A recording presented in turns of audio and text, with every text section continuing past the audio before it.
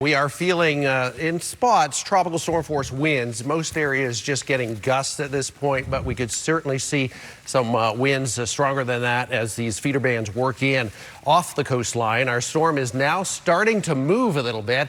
So as winds at 110 miles an hour, it's moving northwest at 5, and that forecast track should be north of Vero Beach, at least the center, as we get into the mid-evening hours. It is expected to pick up a little bit more forward speed, too, as it lifts north. Finally starting to move. It sat over Grand Bahama for over 24 hours. The devastation, the reports coming in, the video is incredible, and we still have lingering rain and stormy weather across the outer coast too, where the outer bands are still working through. And here in South Florida, we're just getting brushed by the outer edges. You can see it's still very close to us, but it's not going to get much closer as it tracks north. The closest approach will be the northern Treasure Coast, but it'll stay well offshore to avoid some of the stronger damaging winds that we would typically see with a hurricane riding up the coastline, much like we saw with Hurricane Matthew, where the winds get up to briefly to hurricane strength, the sustained winds.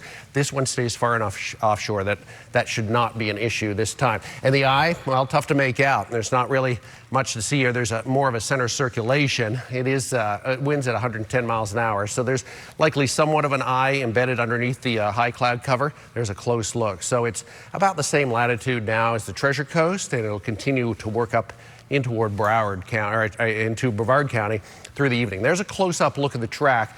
And so Tuesday at 8 p.m., just about directly off Fort Pierce and Jensen Beach and Hutchinson Island. And then as we get into Wednesday morning, even a higher latitude after that as it moves eventually up toward the Carolinas. Here's a look at the track. So 110 miles an hour later tonight as we head into tomorrow morning.